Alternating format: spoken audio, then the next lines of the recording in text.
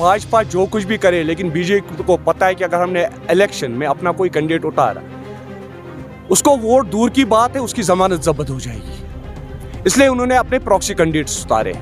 लीजिए अपनी पार्टी को ले लीजिए, आप गुलाम नबी आज़ाद को ले लीजिए, ये तो ओपन हो गया उनका सारा ड्रामा। नेशनल कॉन्फ्रेंस वही है जिसने कांग्रेस के साथ मिलकर 87 के इलेक्शनों में धांधली की, और हमारे 2 लाख नौजवान इस टाइम कब्रों में हैं, चाहे एनसीए चाहे पीडीपी है। ये कश्मीरियों के खून के साथ होली खेल सकते हैं कुर्सी के लिए। पार्लियामेंट इलेक्शन में नहीं उतरेंगे।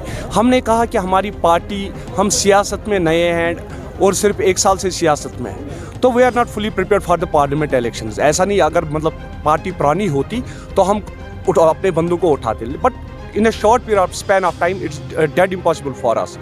सो इंशाल्लाह और रहमान असेंबली इलेक्शंस की तैयारी हमारी हो रही है और सब 90 सीट्स पे हम कंटेस्ट करेंगे। समझ के जो इंडिपेंडेंट कैंडिडेट होगा उसको सपोर्ट करेंगे, किसी भी पार्टी को हम सपोर्ट नहीं करेंगे। कि नेशनल कॉन्फ्रेंस में इतना कहूँगा कि अगर लोगों को याद होगा, कश्मीरियों को, अगर वो कश्मीर की सियासत की पुरानी हिस्ट्री देखेंगे, नेशनल कॉन्फ्रेंस वही है जिसने कांग्रेस के साथ मिलकर 87 के इलेक्शनों में धांधली की, और हमारे 2 लाख नौजवान इस टाइम कब्रों में हैं।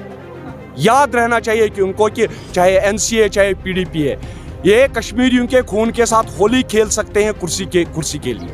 मैंने पहले अपनी एक इंटरव्यू में कहा था कि वो कामयाब नहीं रहेगी, क्योंकि जो लोग कुर्सी और इक़्तिदार के पीछे होते हैं उनका अलायंस कभी कामयाब नहीं रहता है। कि हमारी पार्टी का ओपन मकसद है लोगों की तरक्की, नौजवानों की भला बहबूदी, और जो मेन एजेंडा हम लेकर चल रहे हैं वो है हमारा स्टेटहुड, वो है हमारा वो हिस्सा जो हमसे छीना गया। हमारी लड़ाई इन चीज़ों को लेकर है। तो आज इस मैदान में आए हैं, ये उन ज़मीर फरोशों का एक ही जवाब है कि हम आप लोगों की तरह ज़मीर फरोश नहीं है। हमारी पार्टी पिछले 2 साल से कहती आई है कि जो ये मोहरे इन्होंने खड़े किए अलग अलग पार्टियों के नाम देके, जो इन्होंने पार्टियों से निकलकर दूसरी पार्टियां बनाई, हम 2 साल से कहते थे कि ये टीम है बी टीम बीजेपी की, लेकिन आज ये वाक़या हो गया। आज इन्होंने खुद ही बोला कि हाँ हम लोग बीजेपी के साथ हैं। हम हमेशा कहते हैं हक का साथ दो, जो हक के लिए खड़ा होता है उसका साथ दो, अपने जमीर का सौदा मत करो। खुदारा इस वक्त मौका है, वोट के लिए निकलो सारे, जिसको भी वोट का ये अख्तियार है वो वोट डालने के लिए निकलो और वोट डालो। वोट किसको डालना है वो आप जिंदा दिल लोगों को अब तय करना है कि वोट किसको डालना है। लेकिन हमारी गुजारिश यही है कि इन जमीर फरोशों को वोट मत दो, जिन्होंने कश्मीर को नीलाम करके रखा है, इस जम्मू कश्मीर को बेच के रखा है। आज ये इबरत की बात है, परसों ही माह रमजान निकला, लेकिन बदकिस्मती की बात है इस माह मुबारक में भी हमें बिजली से गुल रखा गया। जैसे ही शहरी का टाइम होता था तो बिजली गुल, जैसे ही इफ्तार का टाइम होता था तो बिजली गुल। ये इनके लिए एक तमाचा है, इन बेशर्मों के लिए।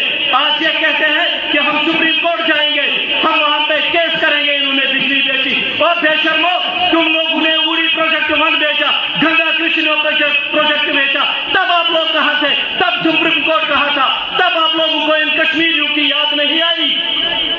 मैं सारे जिंदा दिल लोगों को बस इतना ही गुजारिश करना चाहता हूं कि राकिब साहब के हाथ मजबूत करो। जनाब राकिब साहब